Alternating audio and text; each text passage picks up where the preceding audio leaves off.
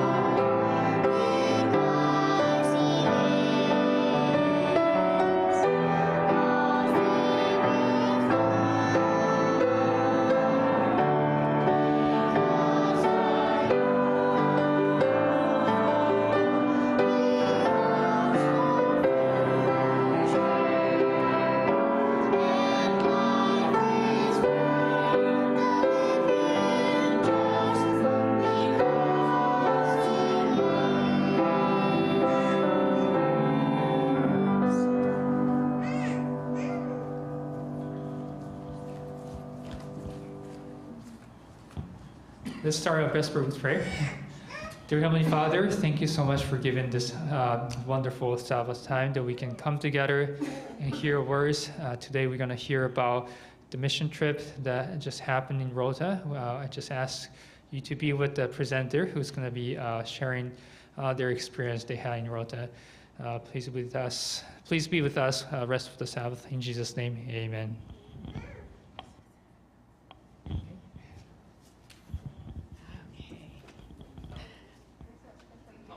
Oh, whoops.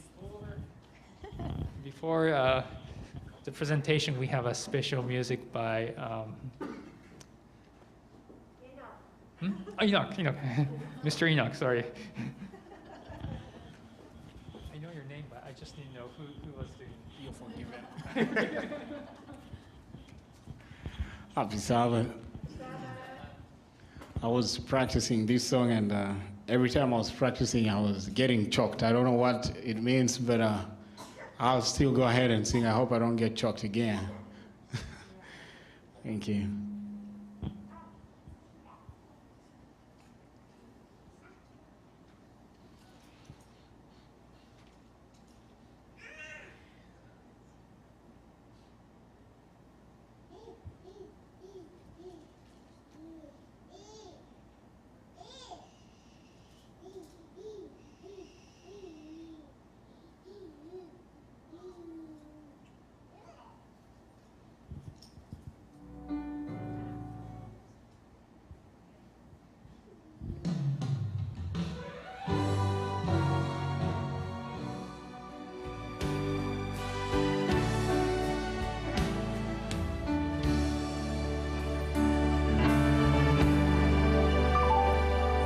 Days of time have come and gone since I heard first its call, how Jesus will come again someday. If back then it seemed so real, then I just can't help but feel how much closer His coming is today. Times of the times are everywhere. There's a brand new feeling in the air. Keep your eyes upon the eastern sky. Lift up your voice, redemption draweth nigh. Wars and strife on every land, and violence fill our land. Still some people down, He'll come again someday. By the word of God is true, He'll redeem His Jews and few. Don't lose hope, soon Jesus Christ will He save. Times over times are everywhere. There's a brand new feeling in the air.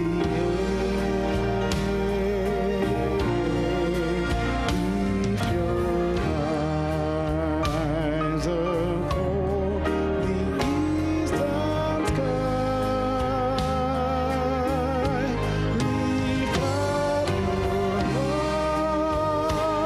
voice, redemption with nigh. Keep your eyes upon the eastern sky. Lift up your head, redemption with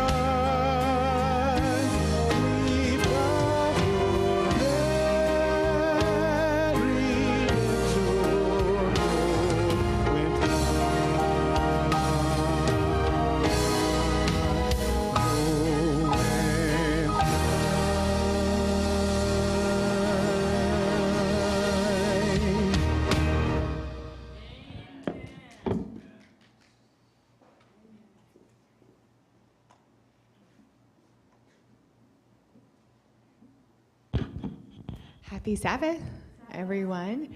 Let's pray before we start. Dear Lord, thank you so much again for this beautiful Sabbath that has started. And I just pray as Elena and I speak that you'll just guide us as we share about the opportunity we had in Rhoda on a mission trip, Lord. In Jesus' name, amen. Okay. So I want to tell you about our Rhoda mission trip that just happened last month. This is very exciting because, as many of you know, with the pandemic, a lot of these islands were closed really for about 3 years. Our last trip from the clinic was in November 2019 when we went to Ulithi. And we had also, I believe, we had around that time, I believe the year before, we had sent a team, thank you, to Rhoda.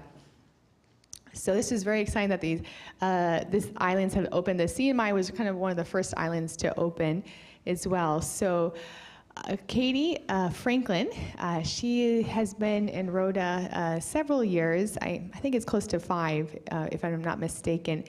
And she had reached out to us at the clinic, and she said, I really want a team from the clinic to come and to do health outreach. And she was actually quite persistent, and so the Lord, I think, really guided her with that. So, as with planning mission trips, one of the key parts about a mission trip is you have to have someone on the ground, that's willing to help and to help organize on the ground. So she was very instrumental with that, and I just remember over the months that we were planning for this trip, just the different answer to prayers that happened. And I did actually want to share with you a couple answer to prayers. One of them, so we wanted to do a dental and medical team there, and they had this actually really nice dental 2 chairs. They had just gotten new dental chairs that we could, that there's a dental facility, but there's no full-time dentist there. The dentist that comes from Saipan comes 3 days out of the month, and so there's still really a lack of dental care there. But one of the challenges I learned early on with the pastor Paulo and Rosario Lauren that I learned is you need this MOU to use this facility. And Saipan Dental Clinic had been working on it for about a year, and they still couldn't get it. And so I was like, oh, wow, this is really difficult. And so we started working on it probably the end of August, early September, we started working on this. And just with mission trips, the first door you go through, it's usually closed. So you have to try to open another door. And sometimes you have to open maybe 5, sometimes it seems like 10 times you need to go through, try different doors to finally get through. And that was kind of with this, and I have to say, with all the different, working on this, it actually came down to the week before we left. That's how close it was. But I think God allows those things because He wants to show us that it's really from Him, that this trip, it's nothing that we do, but it's really for His glory. So that was actually one of the huge prayers answered that I had on this trip. And even with getting our licensing, at least for the, it was for our dentist and myself and one of our other family practice docs, Dr. DeBarleb, and we were able to get licensing. Actually, it was the Saturday night. We left on Monday, so talk about close.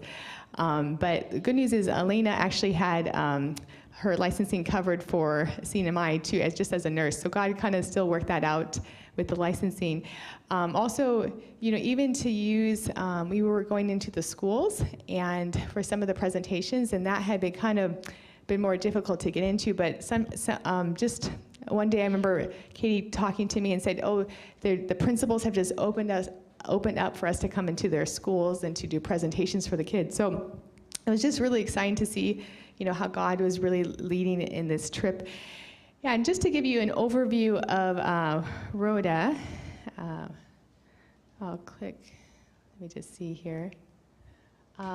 So Rhoda, it used to be United had gone there in the past, so it wasn't so hard to get a team there, but it became more challenging when there was just really one airline, and at that time they were just going Monday, Wednesday, Friday, 8 people total. And we were trying to bring a larger team with that. And it was actually an answer to prayer because soon before, about a month before we were going to buy tickets, another flight opened up on 2 days, 3 days out of the week. So that was a huge blessing. So we were able to get our team there. So just to get the team there, and we, just all the logistics of getting supplies, there's not a lot of, access to some things. So we brought a lot of the supplies there with us. I will say one answer to prayer was really amazing. I've never actually seen this on quite to this extent on a mission trip. Is one of the ladies there, Katie had connected with her, and she was local, and she had just actually come back from the States, from Texas, and she was going to help her family with some of the businesses there. They actually had owned a restaurant, some stores, and and she was actually interested in the work that we were doing. She was very excited about the work we were doing, and so she actually was open to helping us. And so a huge answer to prayer is they actually bought this 11-passenger van, and they said, oh, your team can just use it for free.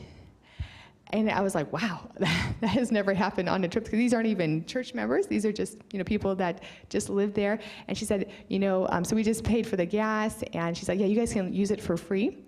And then also, it's very hard. When I had gone several years before, I realized produce is very limited there. I think it was just after a typhoon, so it made it more extreme.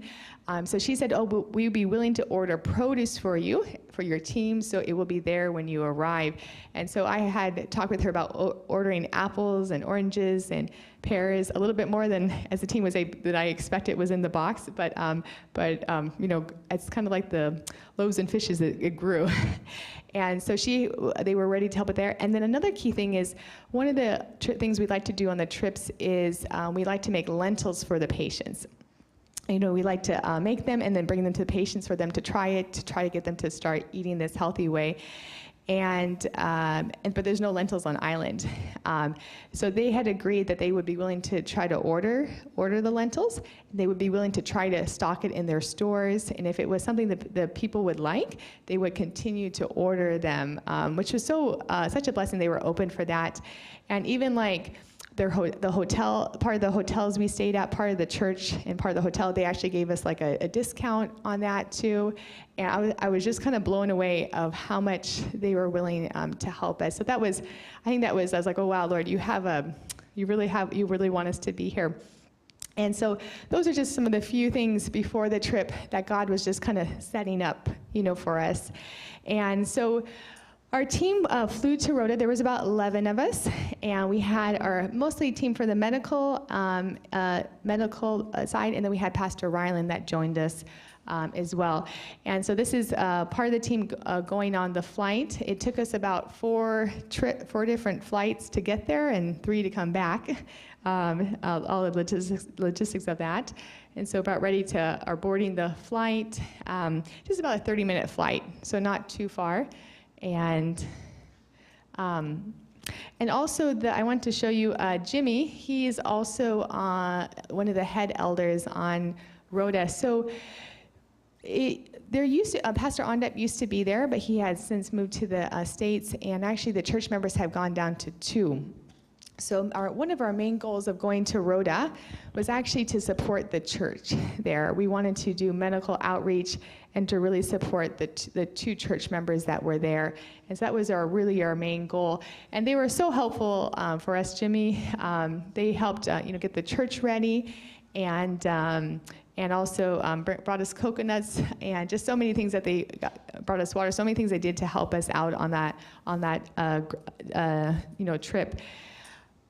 So just to give you an overview of the trip, so we mainly we went to different villages every day, or actually different places every day. There's 2 main villages on the island. So the church is kind of a company, I would say. It's near the airport. And so sometimes we would be in the roundhouse, and then there was different places like the senior center we went to near there.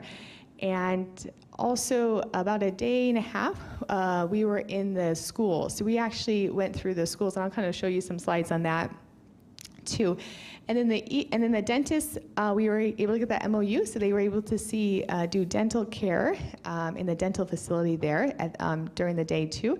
And in the evening, we would have the evening evangelistic meetings during that time. So that's kind of the overview of the activities that we did.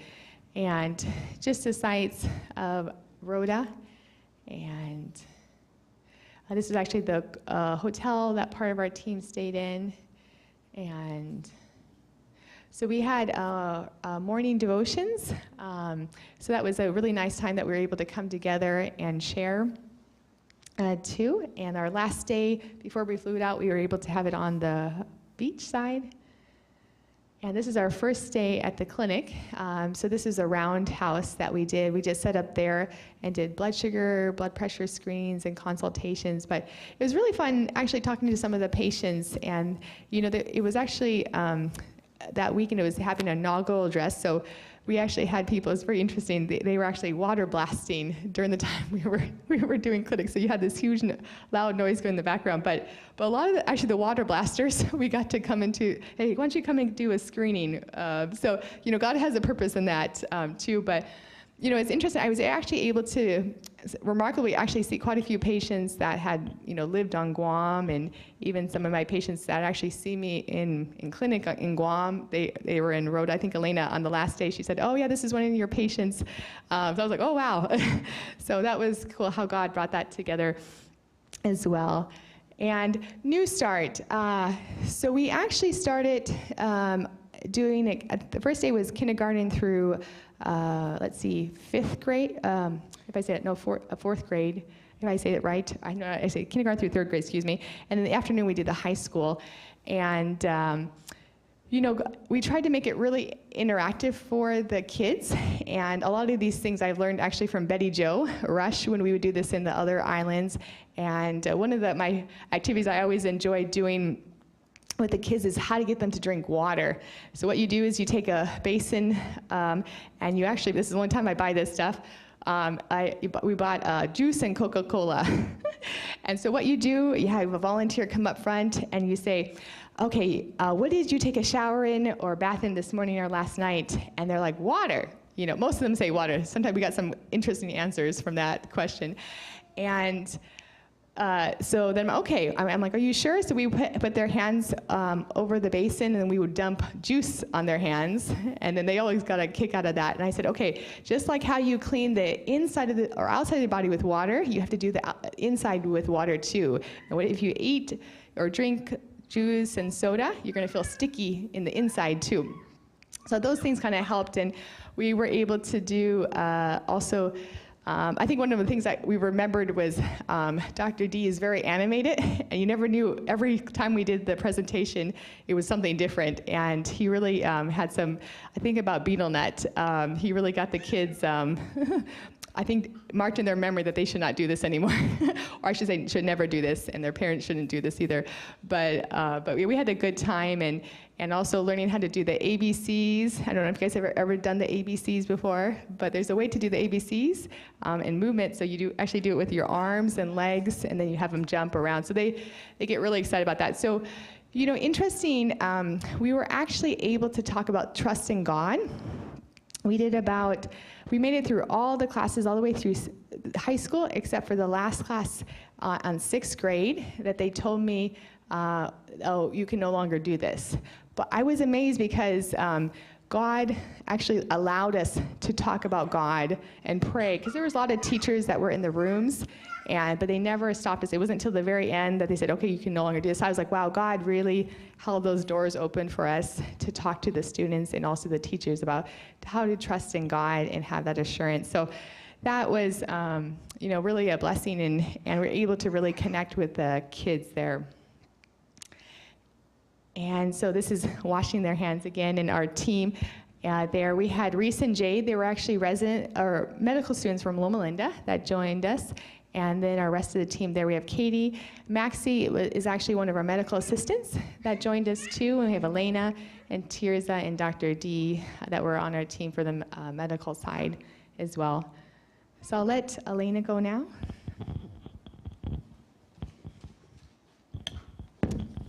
Thank you, Tina. All right. So I don't think you will be able to see this slide, but this slide, it says how often therapists are coming to the island. So surgery takes place 2 days a year, and that's it. If you don't schedule yourself, that's it. You're missing your surgery. Psychiatrist is coming on March, June, and November 1 day. If you miss it, that's it. Then ear, nose, throat, and oncology, and it was very interesting. I have never seen something like that. Like, this is your chance. Once a year, you can be seen by a specialist, otherwise you have no chance. And as we arrived there, it was the inauguration time. For the first time of the history of Rota, they have a female mayor. And so they were very proud of that, that finally things are moving, you know, they're uplifting, more women in power, and that's the mayor. Audrey is her name, and her mom is a very good friend of our sister Katie Franklin, and she many times consults herself with Katie. So I'll ask the Japanese population here, how would you say in Japanese, Luta, because Luta is the island of Rota. How would you say Luta in Japanese? And so apparently Japanese cannot say Luta. They say something like Ruta, Ruta. And because Japanese cannot pronounce Luta, which means the friendly island, that's why they called it Rota. But the original name is Luta. I thought this is very special. Okay, so we went also to a senior center, and we did the bingo that we did at the senior center here in Agate. And so we were prepared, we knew what to do, and initially they were a little bit skeptic, but then when we started giving all those, we were giving diagnoses instead of numbers, they were like, wow, this is so interesting. And so Dr. D will shout out, like, diabetes, who has diabetes? And everybody is gonna raise their hands like, yes, we have diabetes. And then Tina did the ABC with them, and they were on their wheelchairs and on their chairs, and that was just so much fun to watch. Like, everybody will do A, and then B, and then C with their leg, and D with the other leg. And then we'll keep on going, and we all had so much fun. And so we proved that they can exercise. After that, we gave them the lentil soup, which I think they like. Some of them, they left it. It was too much for them. And after that, we checked their blood sugars, and believe it or not, they were so sick. They were very, very sick. How many strokes, how many heart attacks? One of them, her sugar was 400. She fell asleep. I was like, okay. And we were able to do what we could do. This is basically the biggest senior center, and so we did as much as we could. You can see Jade, Reese, Dr. D. I didn't have a license at that time, so I was just assisting. And Tina were doing some consults. Dental clinic, they had a lot of fun. They had a lot of visitors. That's the dental team. Reese and Jade would go there and help those that could not be assisted, because there were so many people and Amber wasn't able to cope with all of them. And Pastor Allen became a dental technician too. He just joined them, you know, for some spiritual support. More of the dental clinic. Also, Katie, she is a herbalist. Our sister, she has a master in herbal medicine. And so she was very, very helpful. She was giving them advices. She also signed up some people for her diabetes class. You know, God has ways. God will always find ways for his children, you know, to help them, because they are very, very sick. They, of course, weren't looking forward to being examined, because they believe the more you go to the doctor, the more bad news the doctors are going to give you, and so they better don't know. That's the culture. And, you know, people were coming, but weren't coming as the way we would expect. When you go on a mission trip, you see 100 people and you just go through them. This time we didn't have as many because people are a little bit skeptic. And I believe, and what I learned from this mission trip is that you really need to know the culture of the people. You can't just go and say, hey, we're here providers, we're, you know, from the States, we're from Europe, and can we check your blood pressure? We really need to connect with them on a cultural level. And so, in the last day, we decided we're gonna go to them. Since, you know, we're not seeing as many of them, we're just gonna go to their houses. And we were bold enough to go even to the supermarkets. Like, hey, hi there, we're a medical team, would you like some checkup? And some of them would say, I'm sorry, this is a business. And they will send us away, but in the parking lot, we will still see patients, we will still talk to them. And Dr. D and Pastor Lauren, they have some language, like a co-operator's language that they were speaking, that they were like, hey, let's catch a big fish. What's a big fish? This is like a person that if you influence that big person, that person can influence others. And so we were able to catch several big fish, and God really sent us like great people that are like already like the gurus in those areas. And they were very interested. We gave them steps to Christ. We were able to talk to them about the health reform. And we started going from a door to a door. Like, hey, hi. They're like, hey, hi, we know who you are, SDA, yes, yes. And they're like, we're healthy, we don't need help, we're okay. But then we will sit down and we will talk about everything. And they were like so much more receptive. And at the end we said, okay, since Moses doesn't go to the mountain, let's the mountain go to the Moses. We went to their governmental buildings. It was like, hi, hello, we're here doctors from Guam, do you want some checkups? And they're like, sure. Sure. And then we'll check, everybody has super high blood pressure, everybody has diabetes. And they were very much more receptive when we went to them instead of waiting for them to come to see us.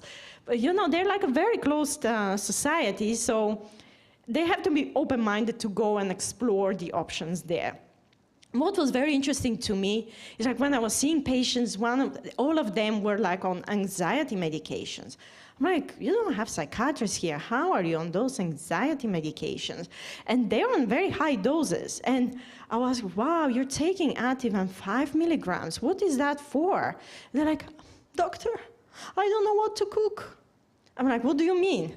This is my biggest problem. Every day I have to cook, and I am tired. I don't know what to cook. So I was like, wait a bit, do you have money? She's like, I have money, I have food, but I don't know what to cook. So this is stressing me out. So the first one that said, I thought there is something wrong, that I'm not getting it correctly. But then the next one and the next one said, I am so tired, I'm so stressed out, doctor. I feel I'm panicking. I'm like, what's wrong? I have to clean the house every day. And I was thinking, I said, I wish that those are my problems. You know, like judgmentally, I was just sitting there thinking like, wow, that I would like problems like that.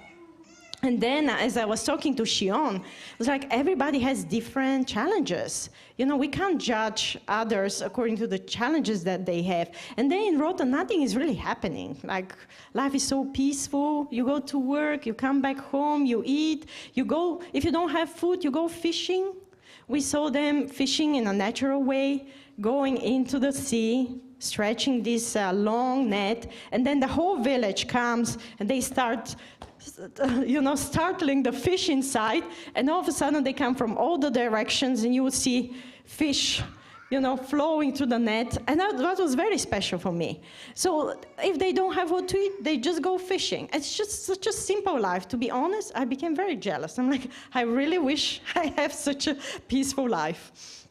Oh well, so I had to learn a lesson, really, to embrace people at their levels, and and love them. Whatever they're facing. I'm glad that Jesus didn't say, Ellen, is that your problem? You know my problem, what it is. I had to go through the cross. I'm glad Jesus didn't have the attitude I had. But it was a learning lesson to me. So we went to the people. We made connections in the community. And this was my favorite day. On our last day, we went to another senior center. And we weren't having as many patients as we wanted to, and then we decided we have to do something. I said, let's go on the streets and find patients. Like, okay, you can't go because they have dogs, and dogs are vicious in Rota. You can't really go on the streets. They're going to attack you. And I have experience from previous mission trips. We would take dog food with us.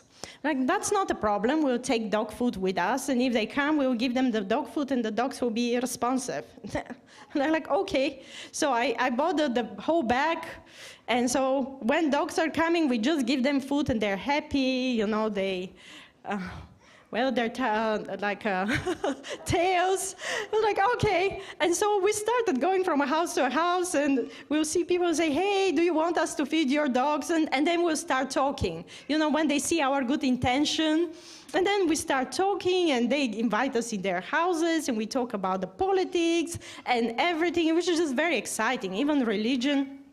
And one of the first person that we went to his house was like, hey, can we feed your dog? He said, please do, because I am so hungry. I don't have any job, and the dog has been hungry for several days. He actually tried to eat a cat that was, run over on the street, and I just don't have food for the dog. And okay, no problem, double portion for the dog. And he said, hey guys, are you SDA? We said, yes. He said, oh, I used to be SDA. And then we learned the story of this brother. He really went through so much. But we were very welcoming. We invited him to church. We gave him so much food to eat.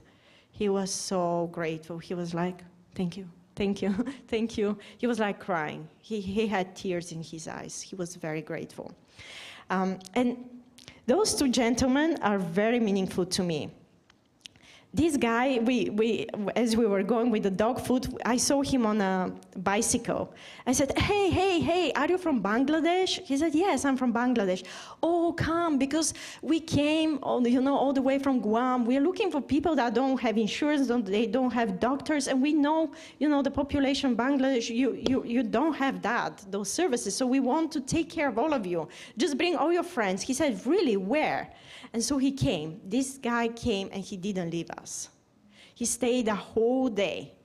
And he was a Muslim, but he would ask us questions from the Bible. And we talked to him. I talked to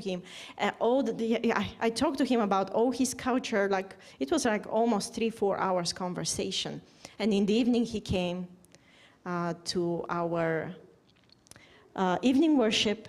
And it was very special because Pastor Rylan was talking about Jesus' second coming. I knew that Muslim people believe in the second coming of Jesus. And so I even had the Bible, the Quran verses for that. And every time Pastor Rylan will give a verse about the second coming of Jesus, I will give it to him from the Quran. And when we finished, he said, actually, I believed everything I just heard. And then he stayed behind and he talked to Pastor Rylan. And Pastor Rylan showed him why we don't eat pork. And then one time, he made a very good point. He said, from all the people, we as Seventh-day Adventists, we have the biggest and the greatest privilege to work with Muslims because we do not eat pork. And they cannot talk to Christians that eat pork. The moment they know that they don't keep the health reform, they are not ready to hear the message. But knowing that we don't eat pork, and then knowing that we believe about the second coming, in a way that Muslims believe, he said, thank you so much, and he stays in touch with us. It was just an amazing experience to have a Muslim visiting us at the end to say, I actually believe everything I just heard. That was very special. And the other guy here is, I finally got my license, and he was my first patient that I could see. And the previous day I went into the inauguration, I just wanted to see the culture of the people. That's why I'm dressed with the chamorro dress. I just thought it is, important to see how they dress, important to know how they are. And he had a shell wrapped around his beard, which I've never seen before, and shells in his hair, and all the tattoos. I thought, I was like, this guy must be a special guy. And when he came on the next day, I was like, hey, I know you. I saw you yesterday, and so. And we started talking. And he was incredible. He said, I'm going now on the Hukale, I'm going around the Pacific. I'm going to sail to Chuuk. From Chuuk, I'm going to Tahiti. From Tahiti, I'm going to Hawaii. And because I'm going to go for a 3-month journey, I wanted to come here and check up myself if I'm healthy or not. And so he chose a lot of betel nut. And we learned from the health talks from Amber that if you chew betel nut and you have this whitish, like a very whitish gum, you're most likely precancerous. Once you have cancer, you have 50% to survive 5 years of your life. So I was like, hey, everything is so wide out here. It seems like if you don't have cancer, you're for sure having, you're in the precancerous state. And I never look in the mouth of my patients. And now, after this trip in Rhoda, I open, I check, very seriously to make sure that they are not precancerous. And I told him that. He said, seriously? I said, yes. He said, I quit betel nut. It's not a problem. like a real tomorrow man. He said, not a problem, I quit today. So we started talking about the whole culture, and it was amazing, about all the pictograph caves, all the villages, latte stone villages. He told me so much of that science. Pastor Mesik was talking about a man that he still knows that from Chuk. He had 2 disciples, one of them is him.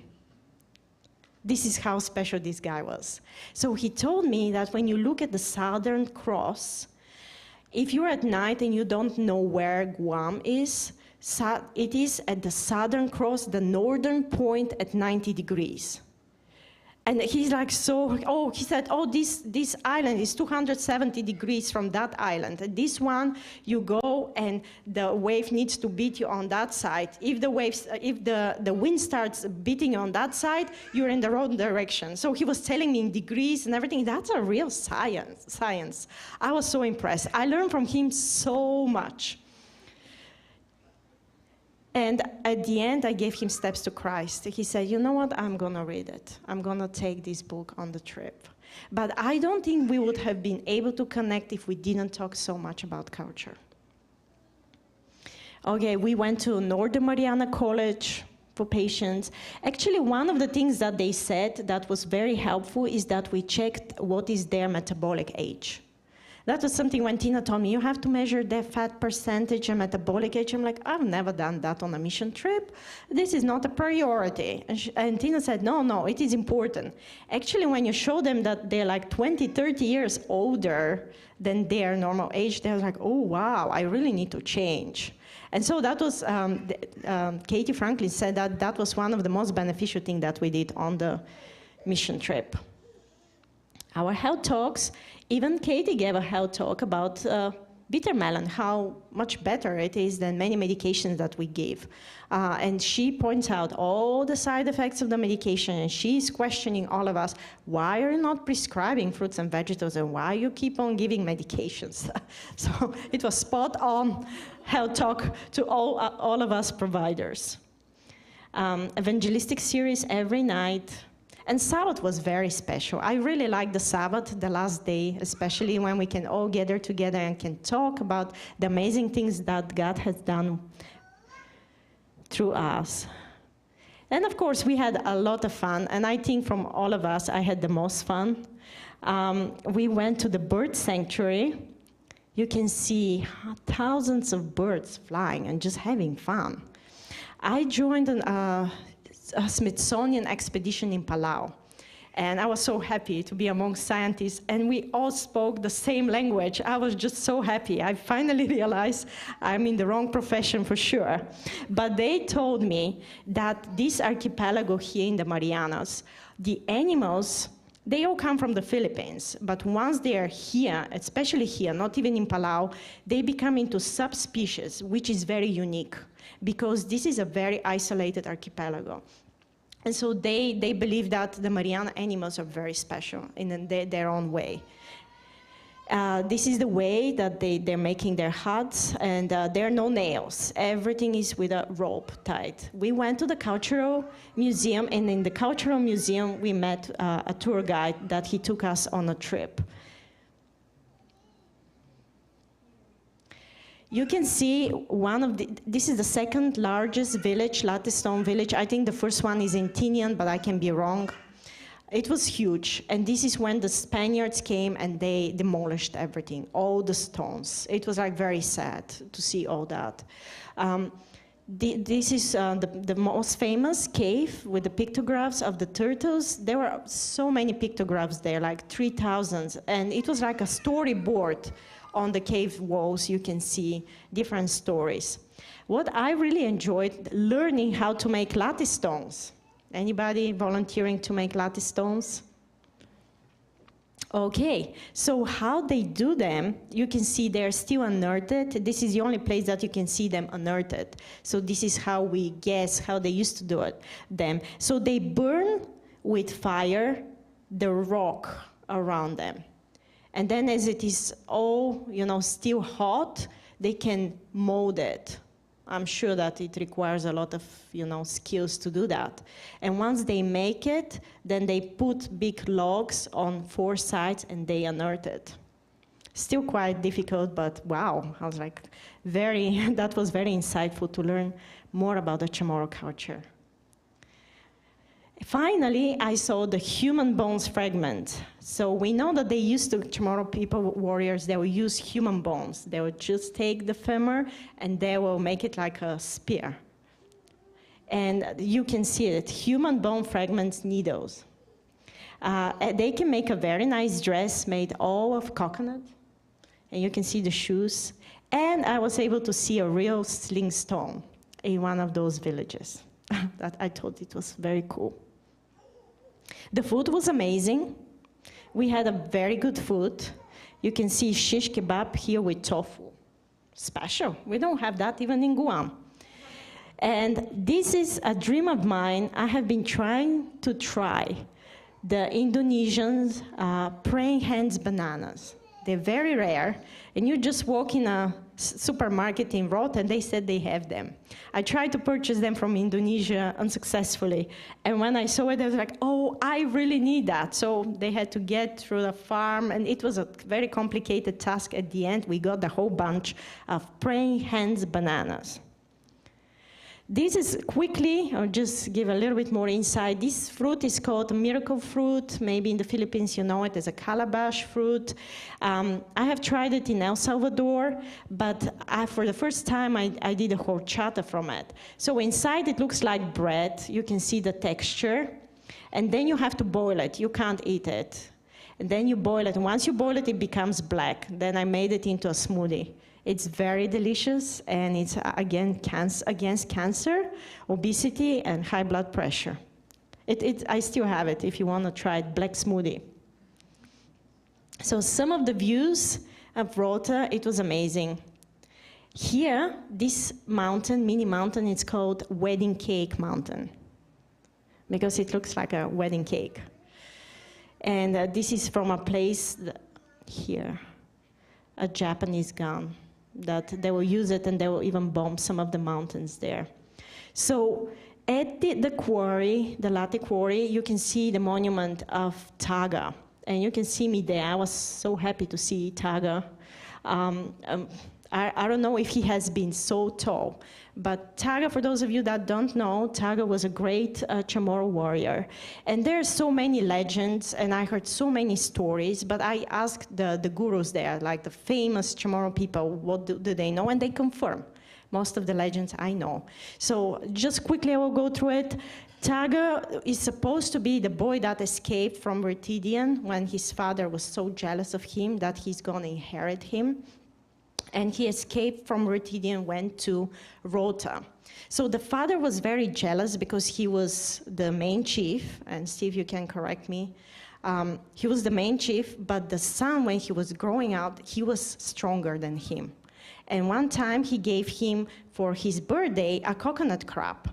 And the son, as he was playing, he picked up a coconut crab, and the coconut crab, just got hit behind the roots of a coconut tree. And so the son uprooted the coconut tree in order to pick up the crab.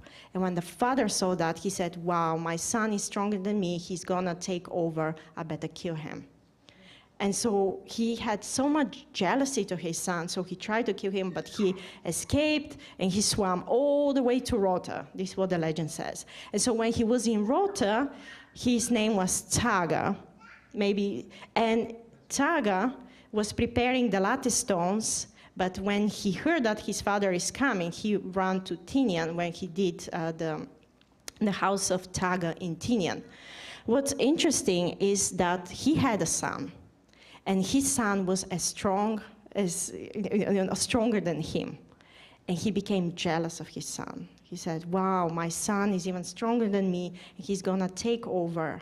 Unfortunately, he killed his son. He didn't learn the lesson. And he had a daughter that she died from depression, and his wife died from depression when she saw that. And he was lost. He was still guarding the island when the Spaniards came, and I knew that he accepted Christianity later on. he was so devastated that when the Spaniards came, he just accepted Christianity because he realized that only Jesus can help him. The famous guy in Rota that we met, he said it wasn't him, it was his son that accepted Christianity. So one day God will show us, but there is hope for anybody, no matter what you do. Like, God has mercy and grace for all of us. Some more views. Those are my pictures. And I'll tell you about my great passion. So going to Rota, you can't skip talking about the birds because it's a bird sanctuary. And here in Guam, unfortunately, we can't enjoy them because they are gone. But look at the diversity. So this is the crested kingfisher, and he's so loud. I was like, it was one of my dreams to see it, and they were everywhere. And they were like so loud. Then the white-throated dove. But what was interesting, God knew what I wanted to see because he knows my curiosity. And he would just send the bird like 2 trees away from me so I can see it and take a picture of it. At one point I was like, oh, I really wish I can see the tropic bird with the red tail, right? Here is the red tail. It's a long red tail. And we saw it. The first time we went there, I screamed, Daniel and Tirza didn't know what was happening. I said, this is the red-tailed tropic bird. You can see that bird. It's also very rare. This is the Mariana fruit dove. And it's very distinct from the one in Palau and the one in the Philippines. You can see how beautiful it is. And it came just on the tree in front of me. Even my binocular weren't that, I couldn't even see that close. It was just so beautiful. And the black booby, I really wanted to see it. It just came on 2 trees close to me. The honey eater was there. Those beautiful birds, like incredible creatures God had created in the Marianas.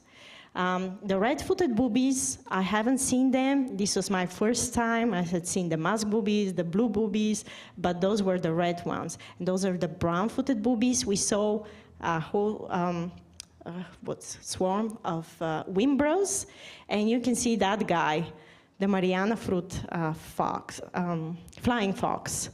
So I was, of course, curious, going through on a hike, and I saw a chicken in a palm tree. I said, what's that chicken on a palm tree? So I pulled the whole branch down, and a huge bat came, like flew that close to me. I could see the velvety hair on his face. I was like, wow, that was a very close encounter. Now I know how people really catch them. What was amazing at night, you can see the Milky Way from a sea level. I have never experienced that. Usually you see the Milky Way from high mountains like, like Mauna Kea, you can see it. But seeing it from sea level, that has been unique. And you can see all the constellations, and we'll start like at night talking about all the stars and planets and constellations, and it was a way that we can even talk and share with Maxi. And during the day, you can see those linear clouds. This is also very rare. Those are not chemtrails. There are not so many flights going over Rota. Those are real phenomena that I was able to witness in Rota. Okay, we unfortunately had to come back, and we had to go back to our normal lives. But what was really incredible is that you can talk to people and you can share the message with them. And you weren't like rush for time, you weren't rushed for billing and doing all that. You can literally live your missionary life, talking to people and sharing from all your heart everything that they need to know about Christ. This is my really takeaway, and I truly enjoyed it. Goodbye, Rota. Those are my pictures. Isn't that beautiful? Until we meet again, I am hoping to go next year again. And this is our team. If you have any questions, anything you would like to know. I was feeling very promoted Tina was asking me to do some activities. I said, ask the others. I have done almost everything on a mission trip. She said, what about doing the laundry? I said, wow, laundry. I've never done the laundry. I felt so promoted. I started, doing some lists with clothing and, preparing the bags and the powder and detergent. I felt so excited. Now I can add doing laundry as part of my missionary toolbox. And yeah, so it was an amazing experience. I hope you also enjoyed it, and maybe next year you will join the trip to Rota. Thank you.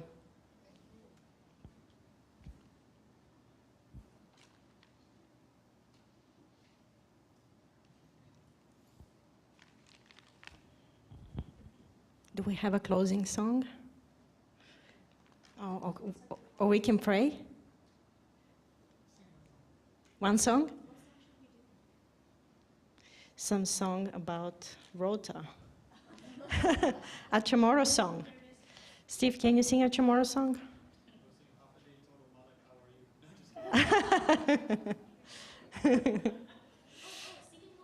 Seeking the Lost. This was the song we sang on Sabbath. Oh, that's special.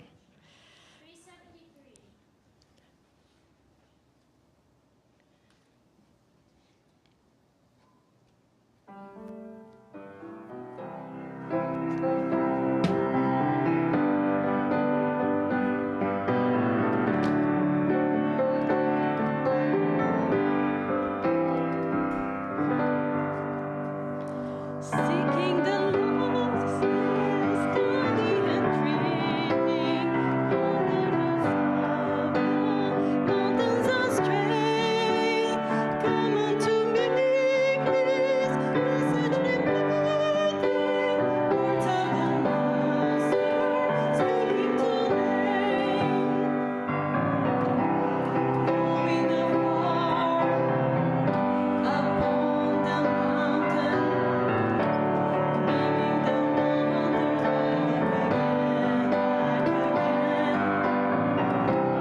Into the fold of my Redeemer, Jesus the Lamb for sinners slain, seeking the lost and pointing to Jesus, souls that are weak and hearts that are sore, leading them forth with voice of salvation, showing them path to forevermore.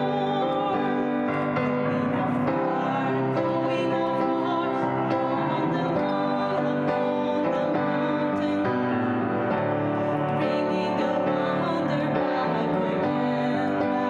again, into the fold of my Redeemer, Jesus the Lamb for sinners slain. Thus I would go on missions of mercy, following Christ from day unto day, cheering the faithful, praising the fallen, pointing the lost to Jesus the way. Going afar upon the mountain, bringing the wonder back again, into the fold of my Redeemer, Jesus the Lamb for sinners slain.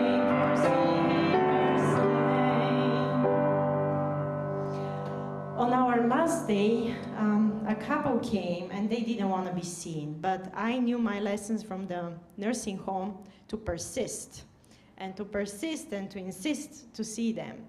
And so I saw them, I saw one of them, and Katie Franklin called me and was like, hey, you saw one person, and that person has been a very hard person to reach. But after you saw her, she went home and she said, for the first time in my life, I ate a plant-based meal. only.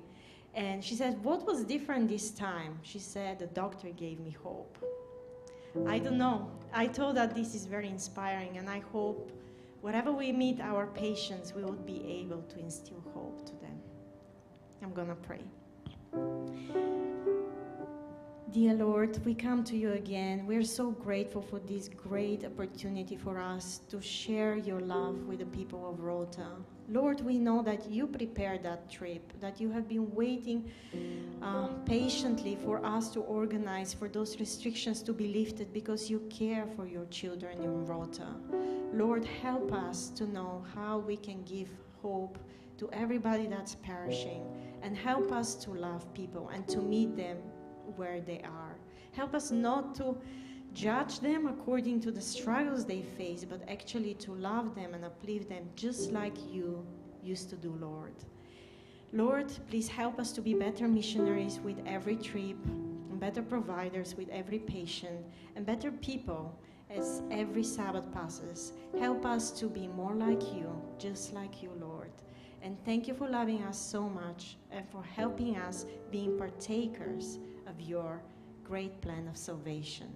In your hands we surrender Rota, we surrender the Marianas, we surrender Guam, and in the entire world. Lord, help us to make our mark until it is still a day. Amen.